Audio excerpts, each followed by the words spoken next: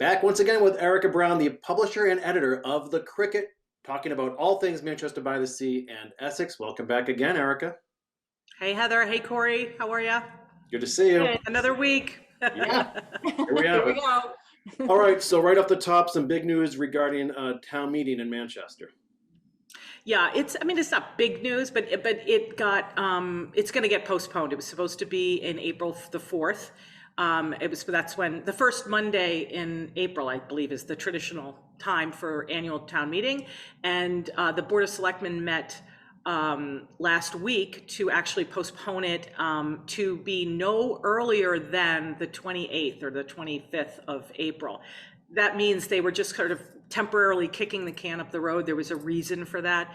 But at their next meeting, they're going to get clarity around the issues around town meeting, which are basically that first of all, they couch this as an abundance of caution around COVID, which I think is actually true. But what's also true, and probably a much bigger driver to this, is the fact that there is a lot on their plate, and a lot of what's on their plate is really complicated. So they have to decide, A, are they going to be able to do it in one night?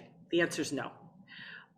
They're going to have to split it up. The question is, should they split it up essentially, should they split it up? Because they know it's going to be 2 nights. It's whether or not they're going to have it in 2 successive nights, where, the town moderator, Alan Wilson, says we haven't gotten to our business and we need to vote to continue this tomorrow.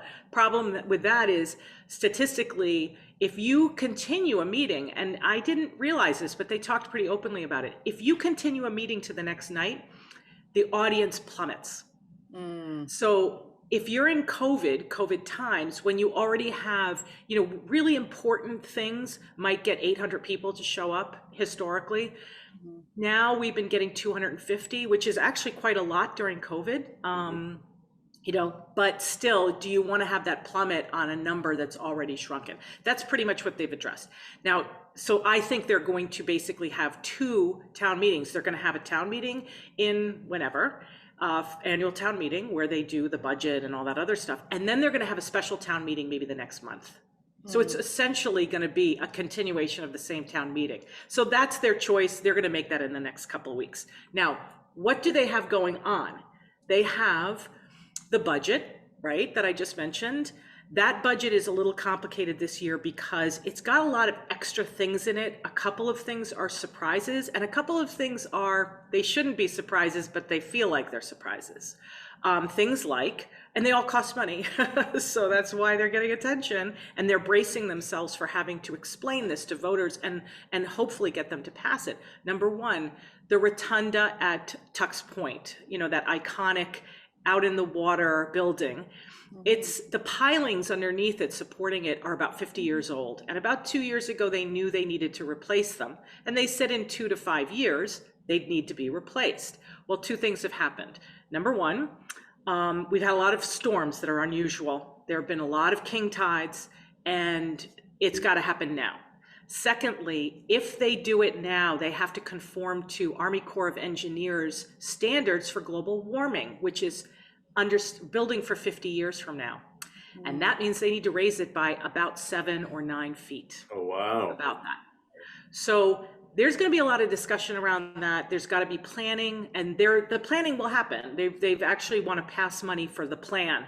And actually, one of the BOS members gave the idea of maybe we should just bring it on land. Ooh. Very interesting. I kind of like the idea of a chairlift, though. Yeah, right. That's what I was thinking. You can get that The whole gondola. experience. The gondola to the You can make a real tourist attraction there. Yeah, Exactly. yeah. So in the end, that project is probably going to be about $3 million. We don't need the money now. I don't want to scare anybody, but that's going to be in the end. So that's going to be certainly in the next 3 years, that's going to be spent.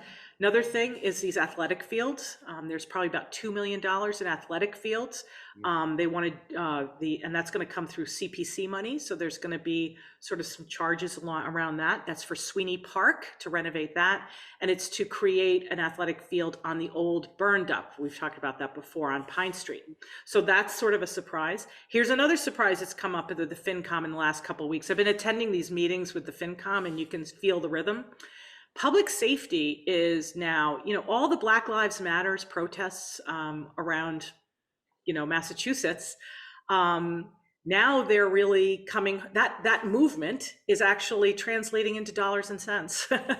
So, and it's translating into mandatory training for police force. And so that's hitting hard, and it's hitting hard. We've talked about this as well. Now the money is due. It's $50,000 per officer to go through mandatory training, whether you're part-time or you're full-time. And this is causing a massive kind of somewhat of a crisis with coastal towns like Manchester. Anything that's seasonal, where you depend on part-time summer help with public safety, all those officers have to be trained. You have to either train them or you need to get them trained. Once you train them, guess what? They're prime targets for other towns that are looking for full-time officers. Poach. They get poached, exactly. They've been paid for. Wow, that's so interesting.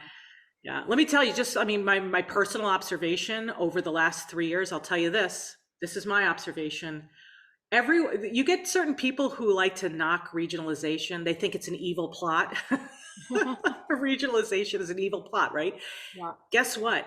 The idea of a regionalized net behavior, like Paul Francis over in Essex gets along really well with Todd, and they both get along really well with Ed Conway. Conley. Yeah. Conley. The fact that they have that kind of tightness, it helps with poaching, right? It helps with that idea. They kind of work together. They are in touch, and they all have the same challenges, and they're working together. It's really nice to see. Here's an unanticipated thing with public safety that is new. Bion Pike, who is our harbor master, he announced basically to the FinCom last week that he too is subject to this because he's part of the public safety, apparatus, right? Harbor masters report to the Department of Police. And the Massachusetts new mandates are that harbor masters and people on the water are no longer allowed to actually enforce the laws. Isn't that interesting? Unless they go through this training. So if you have a nuisance on the water, Bion Pike can't go and take care of it. So he has a tough choice, and it's financial. He either has to take his existing part-time officers, which he does have. He has access to some officers part-time, but they all work limited on overtime wages, right? That's expensive. Now he needs a full-time. So if you need full-time hours during a partial time of the year, by definition, it's out on the water, so it's not in January. So what's your choice? So his choice is and I don't know this, he didn't say it this way, but it sounds like once you get up those hours, you may as well just hire somebody because it's more expensive to go for part-time overtime rate. So there you go. So a lot of stuff that is more expensive that is presenting itself at town meeting for this big budget. And then you layer on top of that two things that are also going to generate a lot of conversation. Number one, regionalization of, there's that word again, sorry, regionalization of dispatch. Remember that discussion? Yeah, right. They're going to have a big discussion about that at town meeting. And then the other thing is recodification. The R's, regionalization, recodification. The recodification of the bylaw is going to be a big thing. And I know that people think that's kind of boring and not very sexy, but it has a lot of implications, and the Board of Selectmen want to make sure that these things get heard properly, presented properly, and that voters can really kind of respond and understand the fact, and it is a fact, that planning board has been working on this for now almost 2.5 years. 2.5 years they've been working on it. So it's big. Anyway, there you go. That was too much information about town meeting, I think, but there you go. I have a question though, and this is kind of the drum I keep beating. Where are ARPA funds in Manchester? And could they be tapped for this sort of thing to pay for this kind of training? Because that's going to be a big ticket. Do you have any idea what's going on with that? I don't have any idea for training. I'll bet every municipality in Massachusetts is asking that very question that you just Right. asked, by the Right. way. My understanding of those funds is that they're supposed to be tagged for infrastructure related expenditures, I believe. I don't think so. They're infrastructure. Not the municipality money. There's a pretty broad spectrum of ways they can use that money. I mean, I think Lawrence is building a school with it. Yeah, it's really broad. They're using it for all different reasons. And Well, I'll tell you, there's a lot of people who have a lot of cups out for money from the grants. You have things like, oh, we should use that for green infrastructure. Oh, we should use that for the wastewater treatment plant. We have a big issue with our wastewater treatment plant has to get replaced in the next horizon, the next, I don't know, 10 years, say. That's a big ticket item. I bet they're looking for grant money for that. So there's a lot of things. The problem with this is yes, there's a big upfront cost for the training, the training of police officers, but that's a recurring thing. That's a new world order problem, right? That's the way it's going to be. Yeah. So that is a year in and year out obligation. And wait, that they'll the need to be trained town- every year? Excuse me. They need this No, training. no, they don't have to get trained every year. It's a new permanent requirement of any. That's why I said the upfront costs are going to be high. Yeah. They're going to have to deal with that now all the time. Right. And But those yeah, are, it's interesting. It's an interesting question. I don't know. Yeah. I think the ARPA money is not supposed to be used for something that will be needed to be paid for in Annually. an ongoing way. Yeah, right, exactly. Yeah, I don't know, but I'll ask Greg for that. Greg Fetterspiel, our town administrator. Yeah. Where is that money going? Yeah, exactly.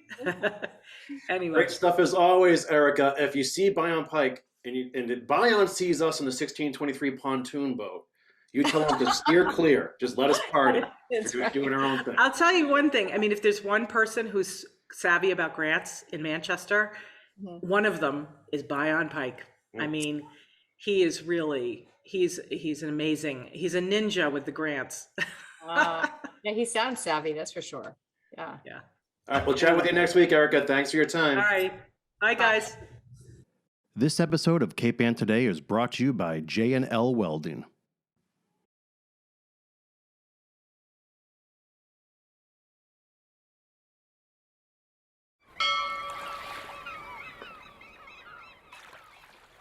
Interested in a sponsorship? Email sponsor@1623studios.org to learn more.